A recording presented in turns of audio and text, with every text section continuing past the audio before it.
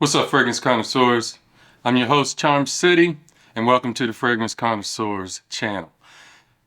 Charm City, your friend and guide to help you as we go through this fragrance journey together.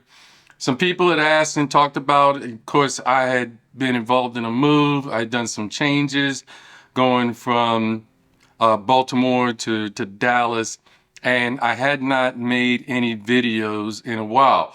So, of course, the question comes up, what do you do when you're not making videos? Are you still the same? Are you still that same guy that likes to collect and work with fragrances and review and smell and put up your scent of the day, even though I had not? So just to show you what I've been doing since the move, I wanted to give you my top 10 pickups from the move to now. Now, this doesn't include all of my pickups for like my top 10 of the year, which I'm going to do, which I really enjoy doing at the end of the year. But this is just the top 10 that I picked up that I liked since the move in about May or June time frame from the last time I made a video. It's going to be fun, going to give you some good choices that you can look in, going to give you some fragrances that you haven't heard of maybe, and gives you the opportunity to do your research and to get more fragrances into your knowledge and get your nose on. All right, top 10 since I've been gone.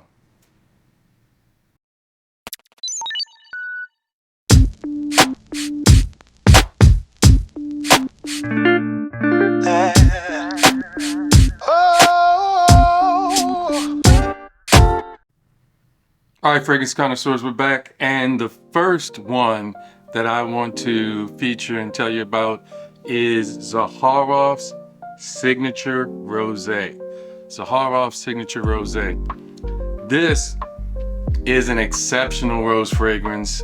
Now, this is the 4-ounce bottle. I've been waiting for this bottle for a long time. Of course, they have the 2-ounce bottle, but I wanted the 4-ounce bottle.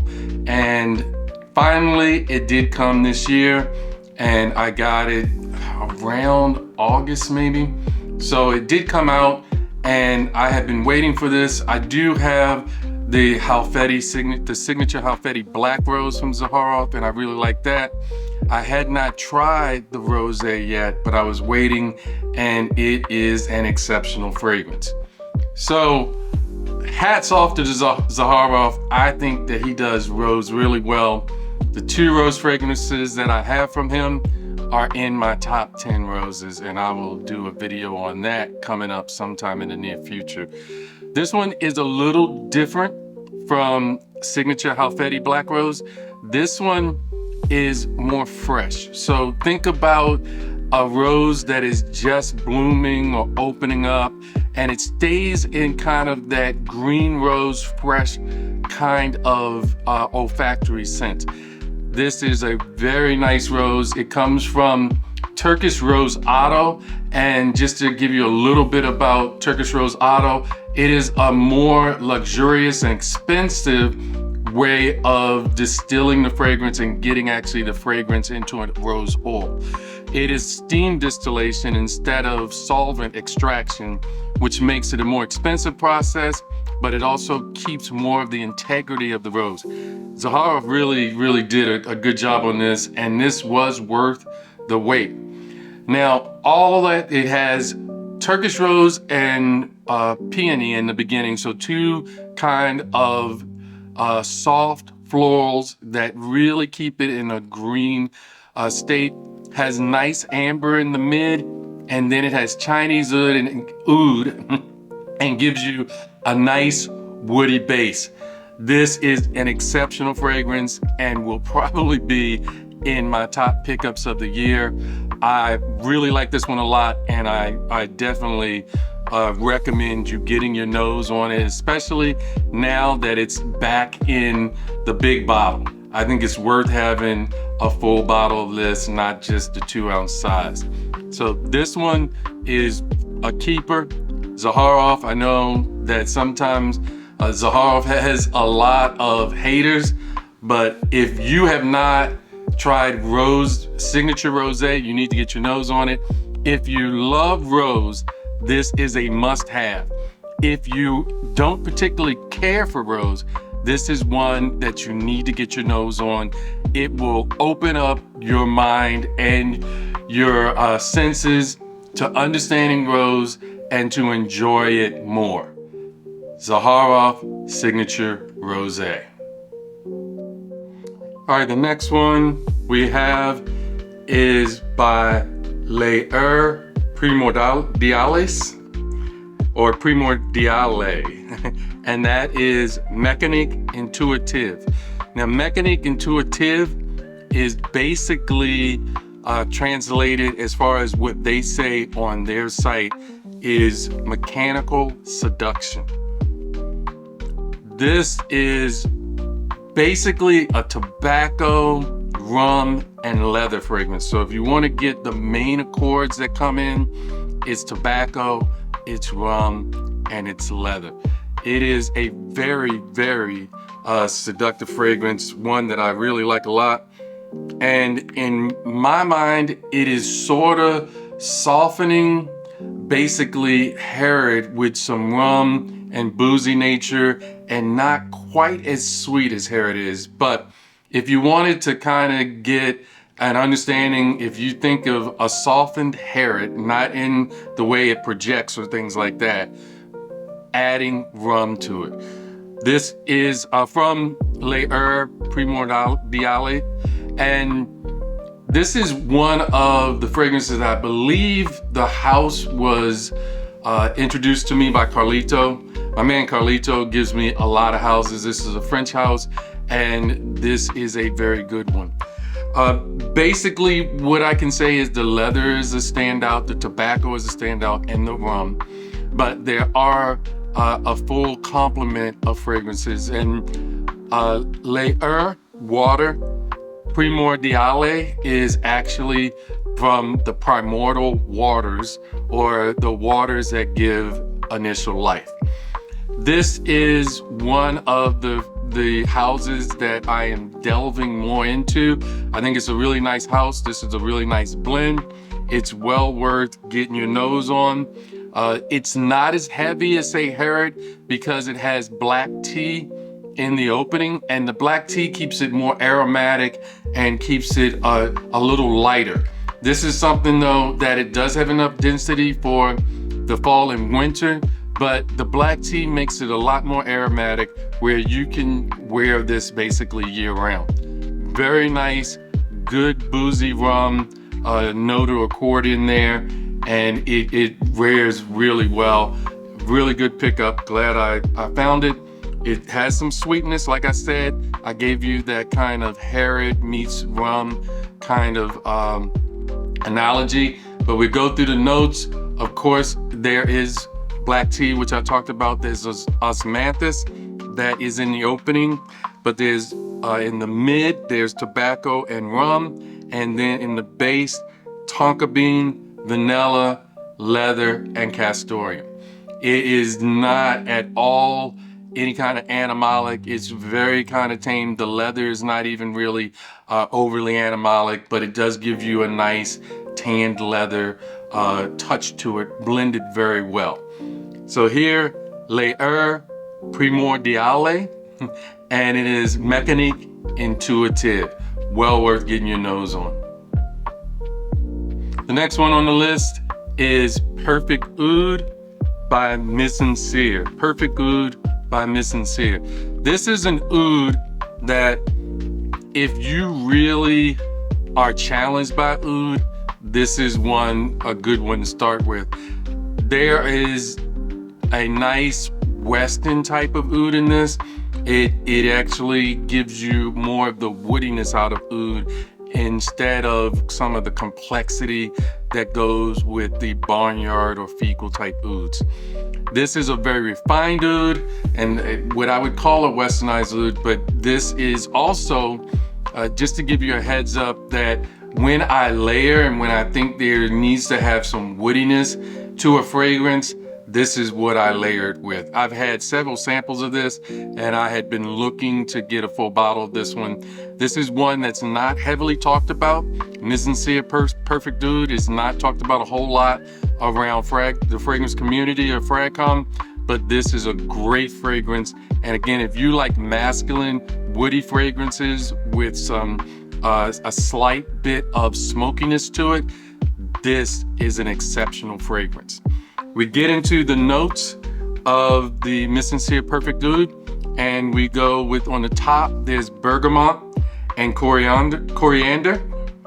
In the heart, you've got an oud accord. So I don't know if it's really, it's an accord of oud, and it may not be raw, the material of actual oud. But then there's also iris wood and cedar wood. And then in the base, you have musk, amber wood, and a hint of leather. So this is an exceptional fragrance. If you really like woody fragrances that are refined, it gives you a hint of leather, and it comes together with a nice woody masculine scent. This is very, to me, in the masculine realm.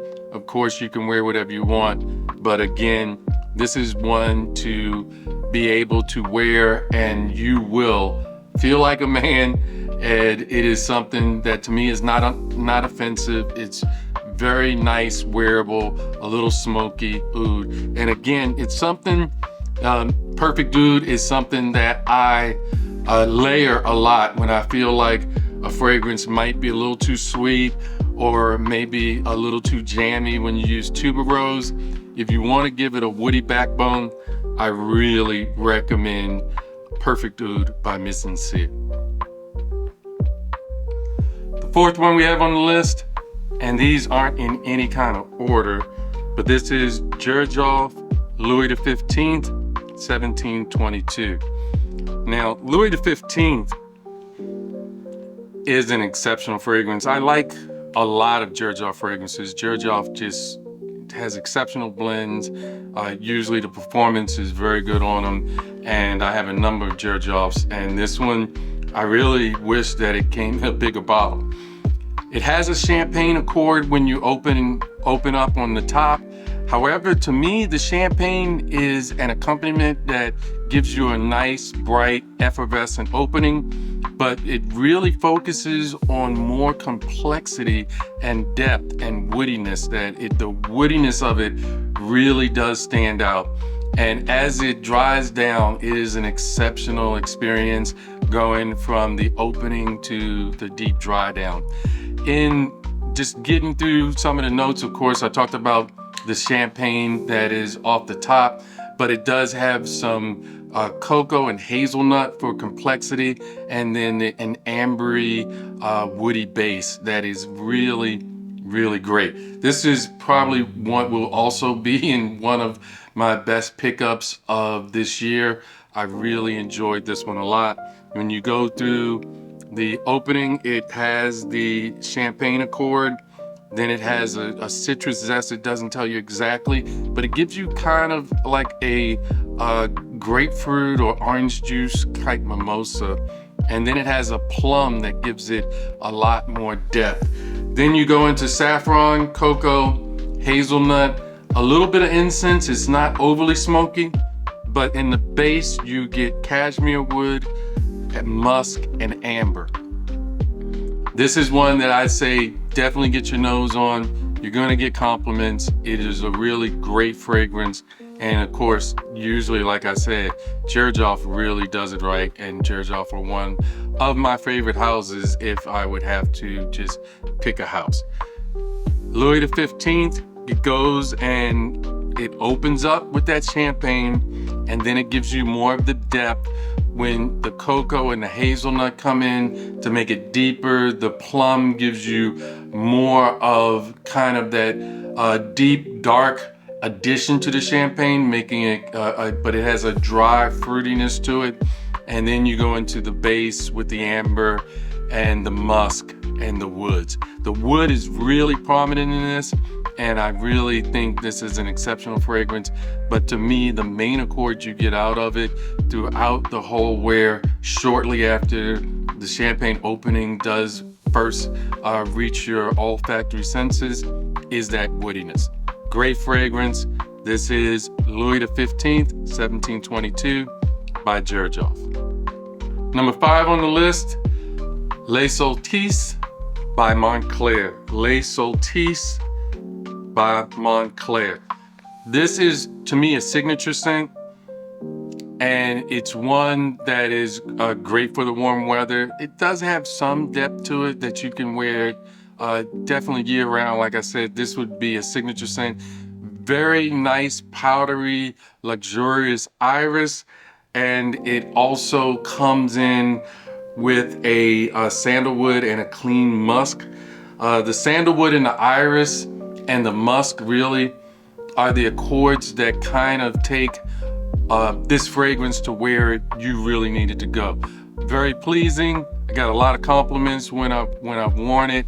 One of the ones that I picked up, Moncler, is one that La Cordie was one that definitely had come out, I guess, a couple years back and was made popular maybe a year ago, but a little while ago.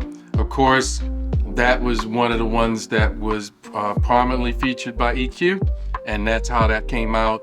But the rest of the line, the Moncler, their luxury edition over their normal line, actually needs to get a lot more shine and notice to it. Le Solstice is one that I found out just checking out the rest of the line. Really like it. It is something that you can wear year round. Like I said, it's very good for the office, and you're going to have a nice, luxurious, powdery iris that doesn't go into the realm of what we think of when we're talking about normal powdery iris. The sandalwood really rounds it out. There's some, I think, orange that also helps blend this really well. And just to get into it, of course, there's iris, but if we go off of the opening is iris and orange zest. They call it orange zest accord. Then in the heart, we've got white florals and a powder accord. And then in the base, it's sandalwood, white musk. Not an overly complex fragrance, but a really pleasing fragrance. Get compliments and people will love it. Something, again, that is non-offensive. It's one of those easy reach fragrances. And something else by the House of Moncler that I think you'll really enjoy. So number 5 is Le Solstice by Moncler. Number 6 on the list is Marbre Rouge. Marbre Rouge.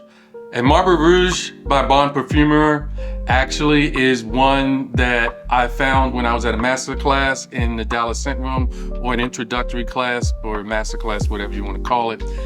Shout out to the Dallas Scent Room for bringing the owner of Parfumeur to their store, and then I was able to go through the class. This one was probably the best one that I saw right then and there that I had to have while I was at that master class. And this is basically a dark and spicy fragrance that is really head turning. Marbre Rouge, like I said, it stands for red marble, and the opening is very spicy with pink pepper and chili peppers, but it does have a nice delicate transition, very complex fragrance, and it transitions into some resinous spices, and then it goes into the final of the base of it has some sweetness in benzoin and then some woodiness with amber woods. This is a very nice fragrance that has a very nice transition and gives you a very nice composition of having that opening spiciness and then having some sweetness that mellow it out, and then has a woody base with amber woods and kind of gives you an ambery type warm, delicate feel. Very nice fragrance. Think you should get your nose on it. I'm looking to get in touch with the owner. As you can see, it was signed when I went to the master class by the owner, Charm City, of course. And we want to get more information and just to introduce more of that house to you. This one is Marbre Rouge, number 303 from Parfumeur. Number 7, we have Oman Luxury Angham. Oman Luxury Angham. And this one is basically a very luxurious leather fragrance that has a good dose of some of that great powdery iris.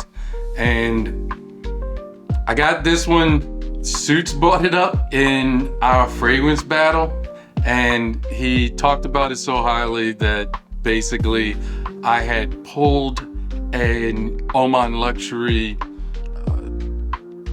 I believe, I'm not exactly sure if it was in my discovery set or not. However, I trust Suits knows, and Suits said it was great, and I ended up ordering this one for myself. Again, this is a nice powdery leather fragrance that opens up with some spiciness, but then it goes into more of a raw tanned, not raw, but a tanned leather, slightly animalic leather fragrance in when it goes into the dry down. However, that opening, that powderiness and the floral nature of it doesn't take it too far to the right in as far as the animalic nature of the leather. A great fragrance. Oman Luxury has a lot of great fragrances, great projections and longevity. This one is a great one. If we talk about the notes, of course, it has a leather base, but however, it opens up with a leathery saffron. So you're gonna get that leather experience all the way throughout the fragrance. If you really like leather and you like kind of that buttery, soft, kind of powdery, elegant leather, this is one that you should get your nose on. We talked about saffron, apple, citrus, and clove in the opening. That clove gives it some of that spiciness. Orris in the heart with jasmine and geranium, that floralness that kind of mellows it out of the spicy cloves and blends it really well. And then in the base, you're gonna get ambergris, cedarwood, sandalwood, leather, benzoin, and vanilla. The ambergris is definitely a very strong ambergris, and leather are gonna be in the base, but it's blended really well that it doesn't take over the fragrance. But this one is an exceptional fragrance that you have to get your nose on. This is Angham by Oman Luxury. I did meet some of the distributors of Oman Luxury at Scent Explorer. Looking forward to talking to them again and seeing what new things they have, or being able to explore some more of that house. Number 7, Oman Luxury Angham. Number 8, we're gonna go with Roja Parfums Oceania. Now, this is one that my son, Nate the Great, he's had for a while. I've gotten to experience it through my son, and a signature scent that I felt like I needed to get my hands on sooner or later. Moving from Baltimore to Dallas, I don't get to utilize some of his fragrances like I did before, so I needed to get this one for myself.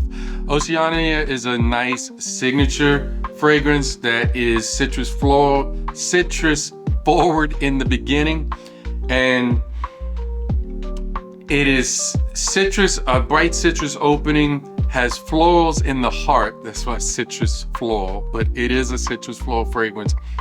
And then it has a nice musk and ambergris, moss, woody, mossy, ambergris type base to it.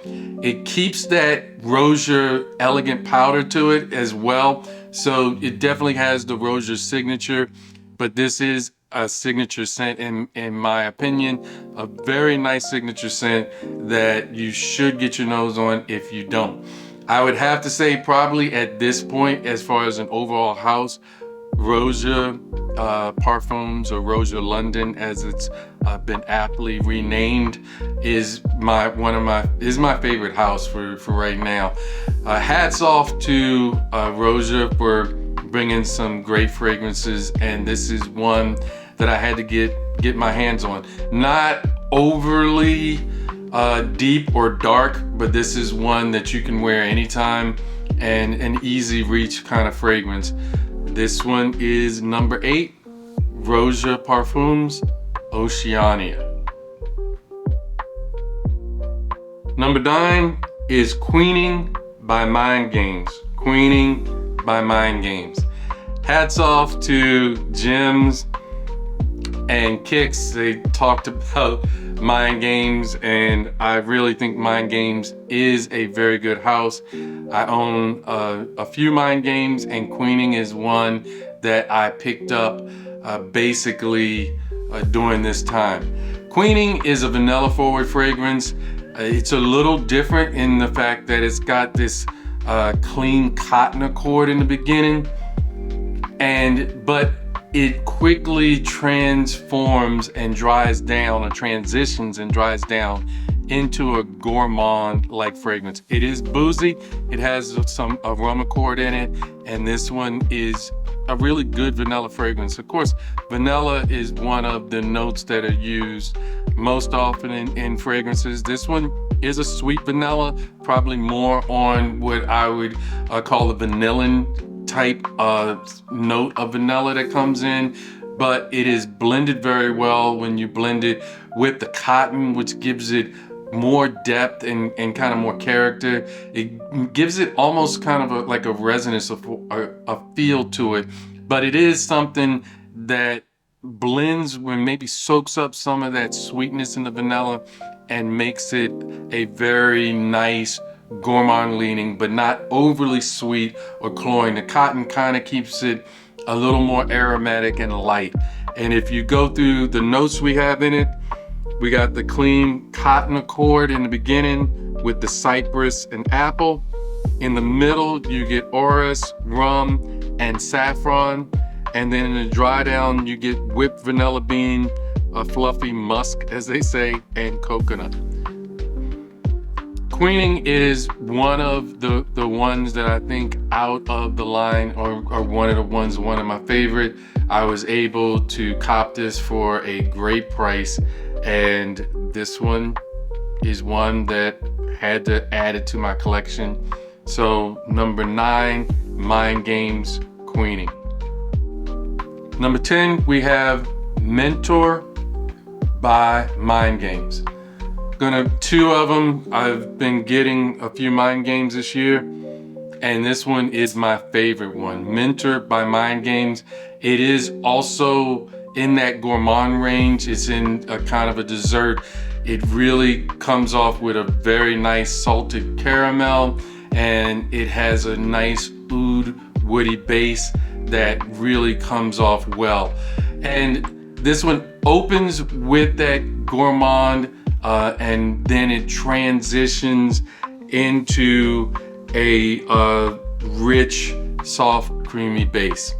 When you start off with it, you're gonna get the salted caramel, you're gonna get the Italian lemon and the dark plum, and then you're gonna get amber, coffee, and creme de cassis. And in the base, you're gonna get oud, sandalwood, and talcum bean. So you have the salted caramel and the Italian lemon and the dark plum, which really come off as deep, dark, and sweet. But then the coffee gives it a lot of richness and kind of mutes some of the sweetness that comes with it. The oud and the sandalwood and the tonka bean really round out the base and makes it an exceptional fragrance. I really think you should get your nose on it. I know that a lot of people are talking about Mind Games. Is it overhyped? I do not believe it is. I believe this is something you need to get your nose on. Yes, it has an exceptional presentation. Yes, they do have some fragrances that are more linear, but they're also all mass appealing. This is one that has a very good transition. It gives you just enough of the gourmand, but it rounds it out and gives you enough woodiness and base to be a very nice fragrance that is dessert-like, but also doesn't get overly sweet or cloying. So this one is my favorite from the house. I think you need to get your nose on it. And this is Mind Games Mentor. So Fragrance Connoisseurs, that is my 10 that I picked up, that are some of my favorites that I picked up since my hiatus from the move. I think that if you've gone this far, you really need to like, comment, share, and subscribe. Subscribe to the channel. We're coming back out with more videos. I'm gonna give you some fragrance houses that not a lot of people are talking about, but also we go through and give you some topics that really go through in depth about things that the fragrance community are talking about. Thank you. I hope you enjoyed the video. Take care. God bless. All right, here we go. Do do do do do do do do do do do do.